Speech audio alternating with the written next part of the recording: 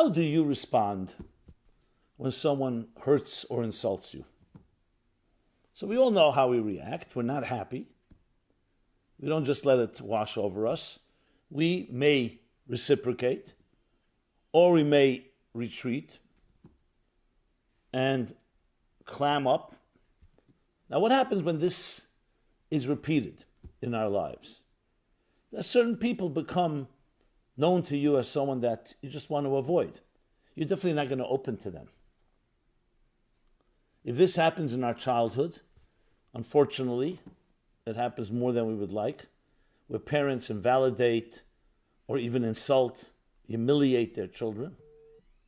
So the children will ultimately, not initially, because initially we are resilient, but ultimately start developing, we'll call it a layer of armor, a defense mechanism to protect ourselves. And if this becomes repeated and accumulative, then we harden up even more. There comes a point even, especially, and I never like to talk about severe abuse, but there comes a point where we can even literally disassociate. Some call it the out-of-body experience, an out-of-body experience, because it's too painful.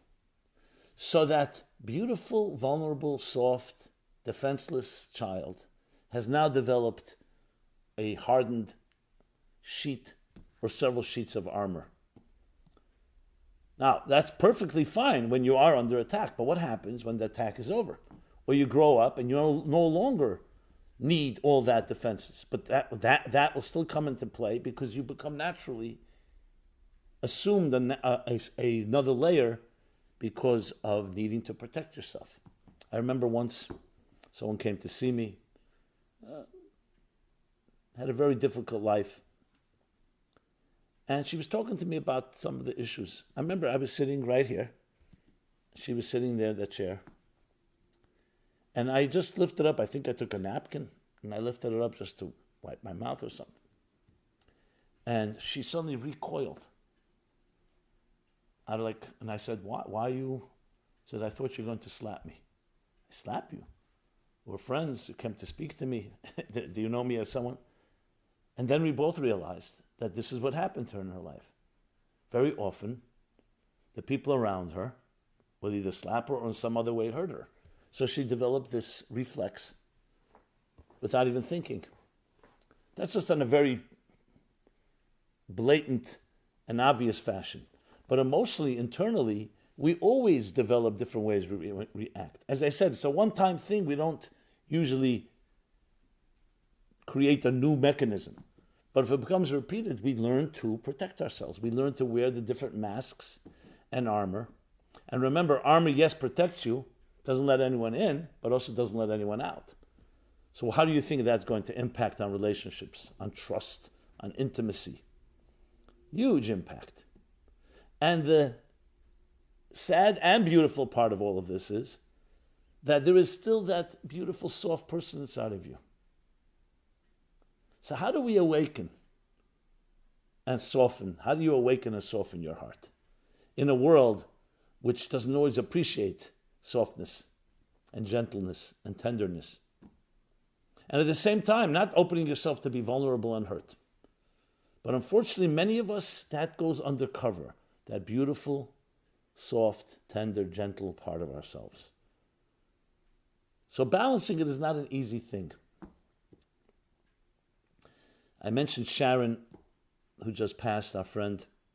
This was one of her vital and critical points that she would teach her students, was how do you maintain that? How do you access it?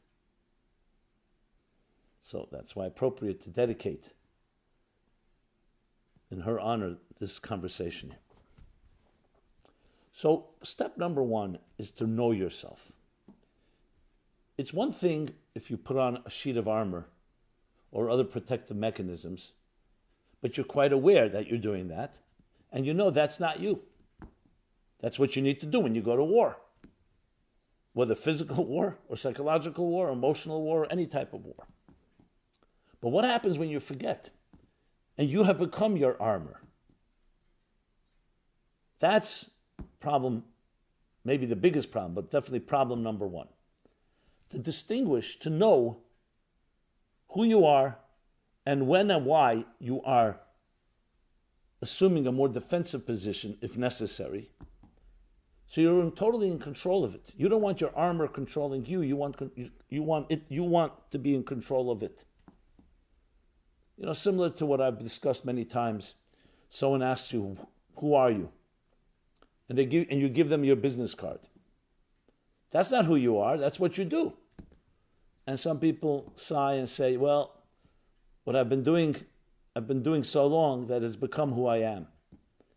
Who you are should define what you do, not what you do should define who you are. The captain tells the ship where to go, not the ship tells the captain where to go. And this isn't a critique, this is just an observation. So that form of clarity is vital. Because when you have that, as we say, awareness is half the cure. Awareness of when you're putting on that armor, or when you're using it, is already giving you a form of control. Lack of awareness means you have become it, and that's your new identity, which can include many forms of very unpleasant behavior because you're in protective mode. Of course, if you're in a hostile environment, you're going to be quite unpleasant because you're protecting yourself. You feel you're being attacked. But what happens if you're not in a hostile environment? What happens that if you've assumed that type of posture, even though right now you're no longer there? So it's fully understandable and unjustifiable why you developed it, but you need to know where and where not. People, for example, at work or in the street, okay, you're dealing with strangers, you're dealing with people you don't know. We always have a certain level of hesitation, tentativeness, or definitely checking things out before we allow people into our hearts and souls. And before we allow ourselves to enter someone else's heart and soul. But then you come home and you take off that armor. You take off those defensive mechanisms. You're now with people that you love and they love you unconditionally. However, if you don't do that, either because you're so accustomed to it and you are always in that your antennae are up mode, which is what happens. People become very vigilant when they have been under attack, and they're extremely sensitive to that, and you don't know how to distinguish when you cross the threshold of your home. Of course, that's going to create problems. How will you have a complete love, a complete free abandon, comfort, when that posture still remains your natural one? And how will it affect the people that you do love when you really never really open up? So this isn't, again, critique. This is about how to manage, how to balance it, how to rebalance and reclaim your life. That's point number one. Point number two is, what is really going on in that inner part of who you are? If we were to shed all layers and armor and defense and protective mechanisms and so on, what would you look like? This is a beautiful statement in one of the books of the Bible, speaking about Elijah, the prophet. And he was waiting for God's presence to arrive, to emerge. And it says that first came a very strong wind. And he thought that was it, the strong wind. That is bringing and revealing God's presence. He said, no, it was not in the wind. Then a very powerful thunder. Rash. No, not in the thunder either. Then came finally a great fire. Eish. Ruach, Rash, Eish, the three words in Hebrew. Great fire. And he thought that may be it. No. And then the verse continues and says, suddenly what arrived was, I'll say it in Hebrew because it's so beautiful if you know Hebrew, but I'll translate. Koil demama daka. A very subtle and gentle voice. And then he knew that was it. What is this telling us? We live in a world where sometimes fireworks, the sizzle is greater than the steak, so to speak. Fireworks, glamour, noise, winds, thunders, fires. We think that's where power lies. What it's telling us, no, the real power lies is something that we don't always appreciate. It's the gentleness, it's the softness. That soft voice is where the divine manifests. And just look at our own lives. Who are the most beautiful creatures on earth? Little children. You can't help, unless you're really hardened and your armor has become so powerful that you can't even be desensitized. Look at little children. The gentleness, the vulnerability is their beauty. What we consider sometimes being exposed, which should create fear and insecurity, is the most beautiful thing in existence. The beautiful you.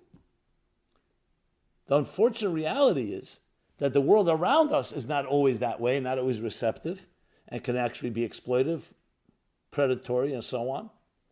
But that doesn't change the fact that true beauty lies in that place.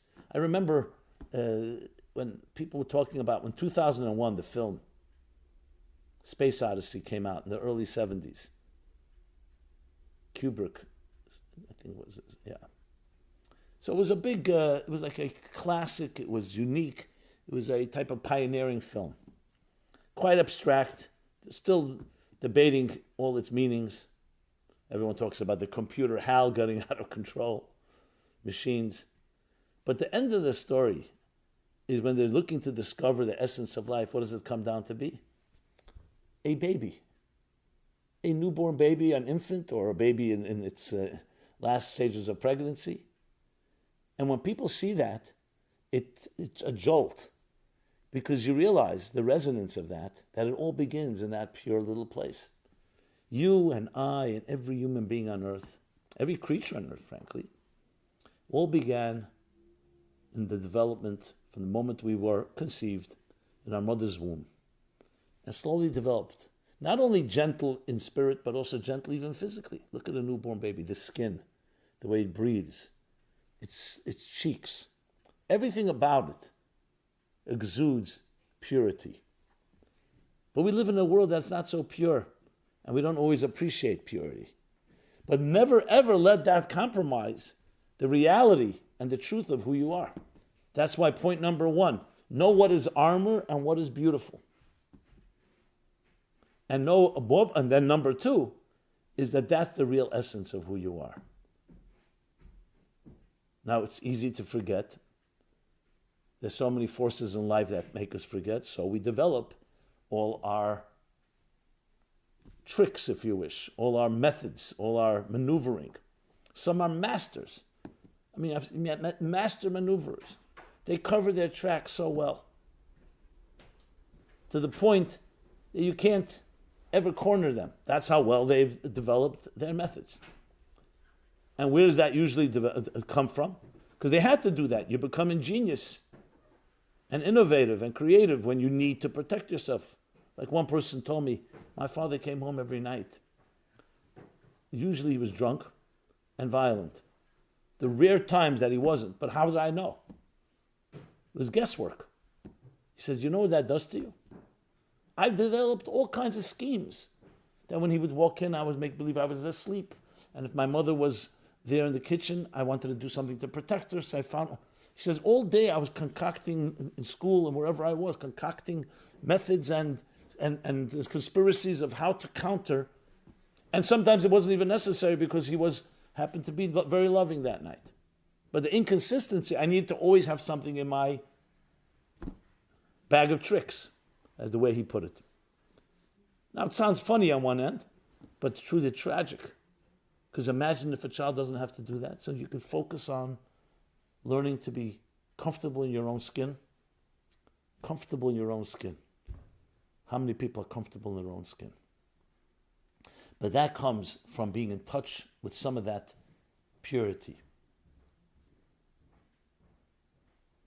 How to awaken and soften your heart is recognizing that it's there already and waiting for you, that softness. There's an expression in the Song of Songs, I am asleep, but my heart is awake. What means I am asleep? Because the outer you may be asleep, may not be conscious of what's going on within, but your heart is awake and soft. So it's not about creating something new. It's about accessing that which is always there and knowing that you are not your outer self. Now they say the porcupine has very sharp needles, but it has the softest underbelly. That's precisely why it has needles. The softer it is, the more defense it's necessary to protect itself. The oyster, natural pearls. How are natural pearls created? An oyster, a piece of dust enters its very soft insides, innards. Like think of it like an eyeball, a piece of dust. And the oyster secretes a liquid that hardens around that piece of dust to protect its very soft skin. And when that hardens, that becomes a pearl. So what we consider pearls, treasures, precious stones, is actually just an oyster annoyed, an oyster irritated. Maybe that's a good headline. Your pearl is an irritated oyster. Irritation of one becomes the pearl of another. But it tells you something. It's not because the hardening is the way to protect, but it's because of the softness. If we weren't soft, we wouldn't need to harden anything. If we were hard creatures from birth, then everything should just wash over us. Teflon. Someone hurls an insult, someone touches you, someone hurts, someone insults, someone says something humiliating. You know what? I'm completely immune. But we're not, because we are these soft creatures. That's who we are, the Koel Dmamadaka, the soft, gentle voice. And you know it, and I know it. I have met people that it's difficult to access, but there's very rarely a person that doesn't have some spark. You'll say, where is it? Well, sometimes it gets completely submerged like a black hole. The light gets so sucked in by the gravitational pull of the black hole that you don't see any light, but it's still there. And I'll tell you where you see it. You can see it sometimes when there's some jolt, some shock to the system, a loss, or a beautiful experience, the birth of a child, falling in love, even though it may be difficult for some people to do that when they have all their defenses up. But there are other ways. Music. Play some music. Even though I did meet once a person who told me he's not touched by music. I was like shocked. How could you not be touched by music? It's like, he says, it doesn't do anything for me. I became friendly with him. He was a classmate of mine. And ultimately, yes, it was very clear why. He grew up in a home that was like these cold, detached, aloof parents. It was very authoritative. And there was never room for that type of just letting go. I still would believe that every person has music in their heart and soul. But music is a good one because music does allow even some of the more hardened people to experience something. Because sometimes it's not, you don't have to be with anyone else. You're just listening to music. Sometimes reading something. And sometimes a conversation exactly like the one we're having right now. I've spoken with people who are not uncomfortable. I remember one's giving a class, not on this topic, but a related one.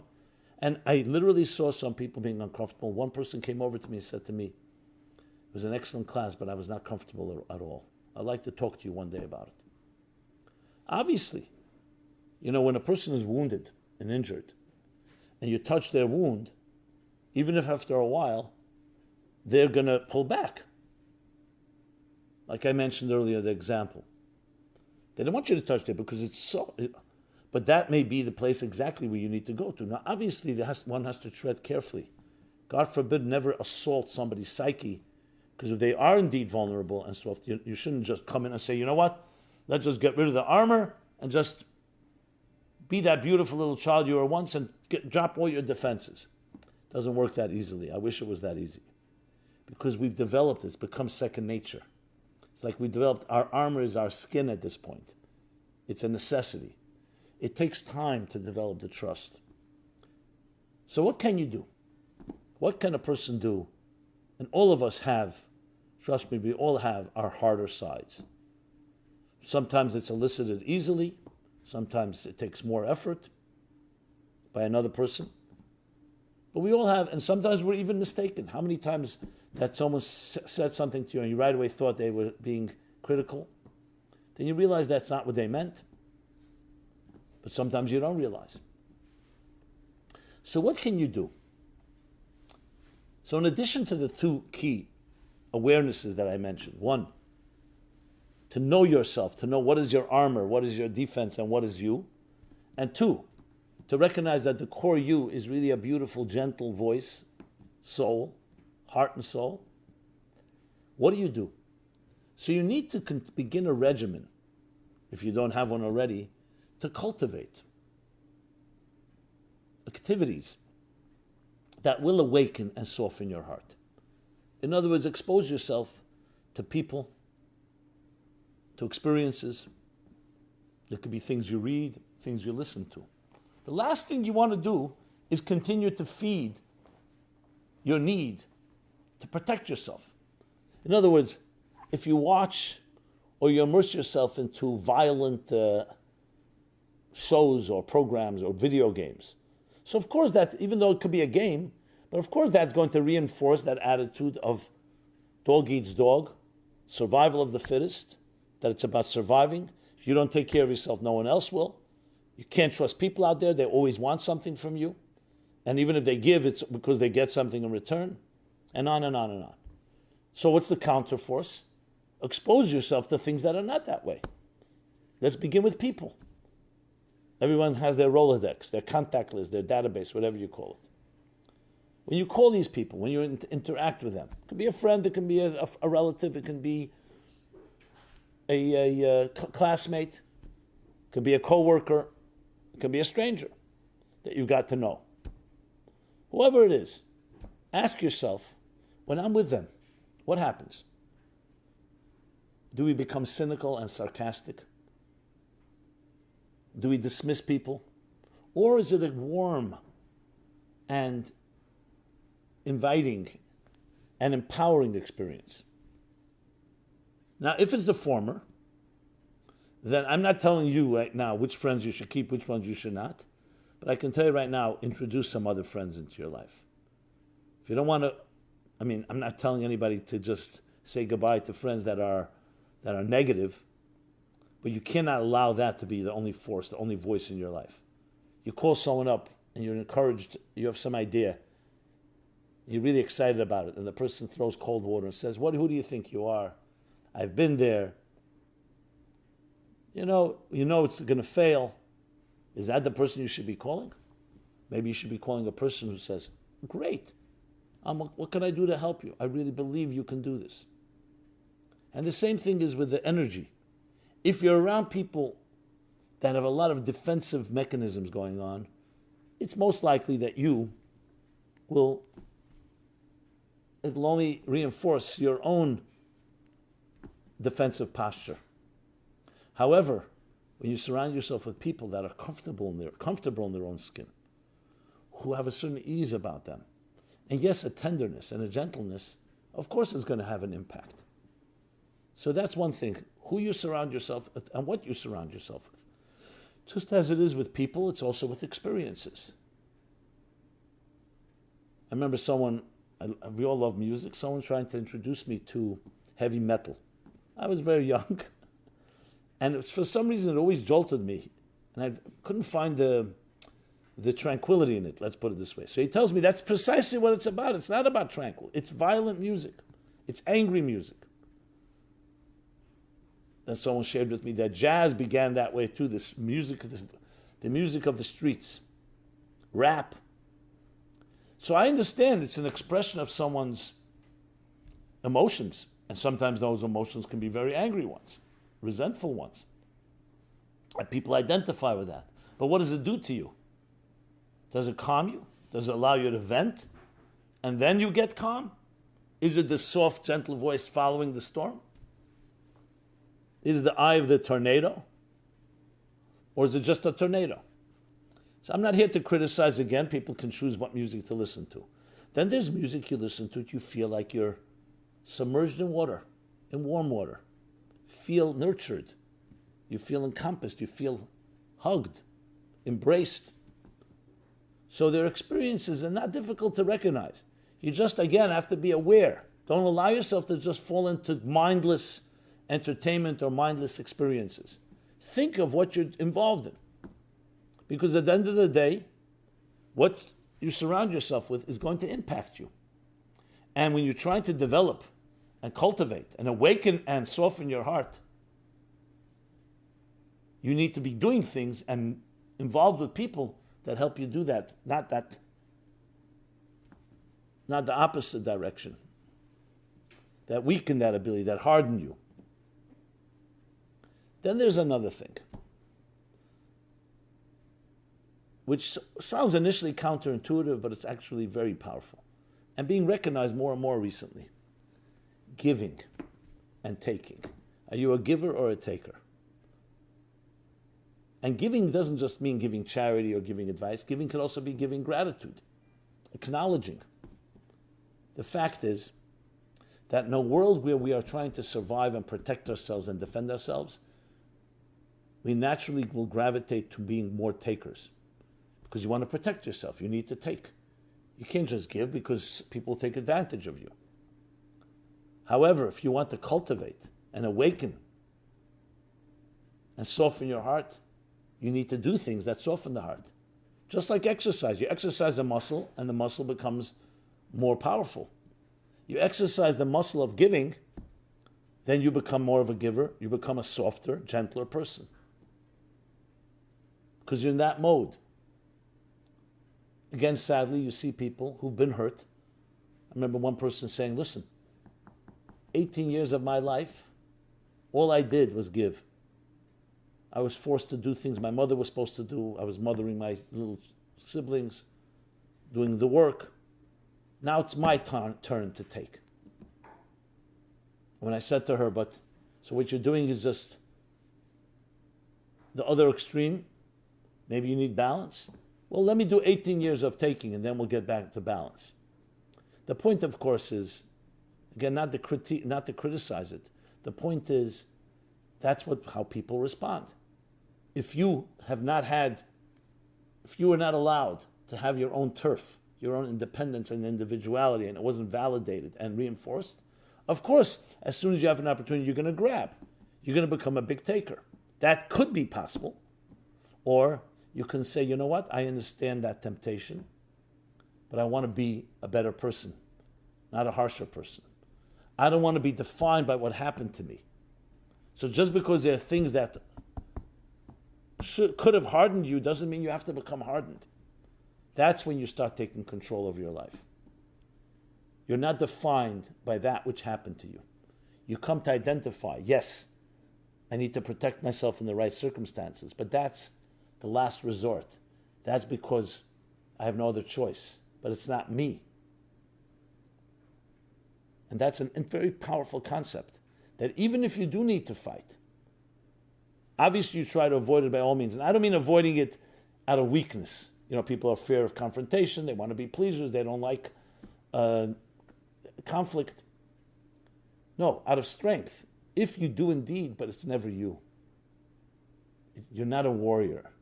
You're a gentle, soft soul, a beautiful one. Embrace that. Cultivate it.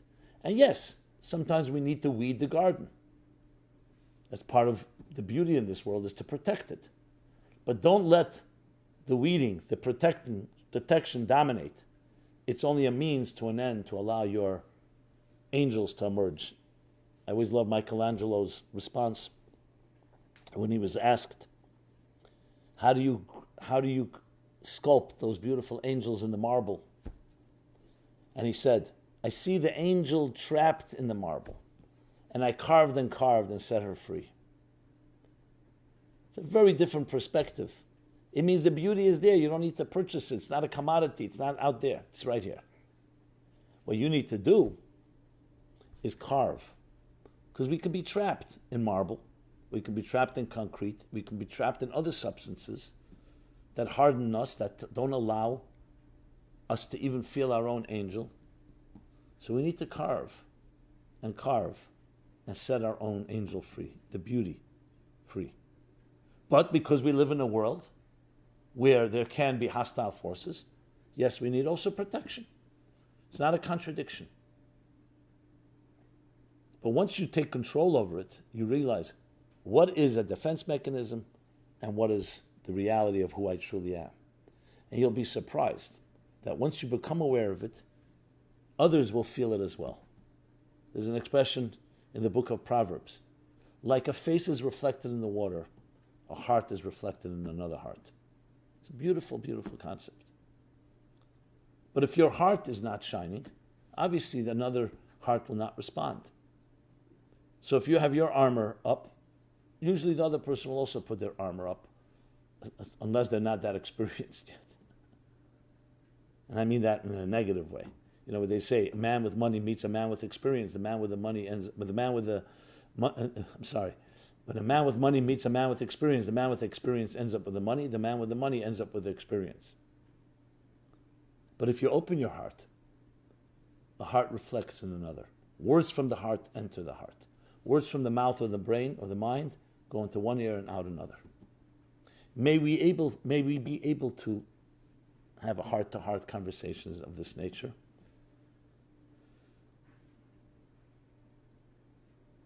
And I want to say it from my heart to each one of you, whoever's listening to this.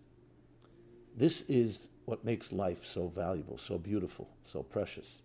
The dignity of us being able to, yes, be sophisticated, mature adults who know how to protect ourselves, but we also have the strength of celebrating our vulnerability, of connecting on that deeper level. And that's what my life is driven by. So I'm honored to be able to communicate in that fashion. I hope I was able to reach your heart a bit. It's coming from my heart. And together, this is the mission of the Meaningful Life Center that I have honored to head, the beautiful, loving, and heartfelt team. MeaningfulLife.com. Please check us out if you haven't heard about us before. And let's join together in this heartfelt, in this soulful, in this soft, gentle, tender journey of bringing that beauty and allowing that to dominate over all that rancor and noise and rush hours that so often don't allow that beauty to emerge. Thank you very much. This program is brought to you by the Meaningful Life Center. Please help us continue our programs. Make even a small contribution at meaningfullife.com/donate.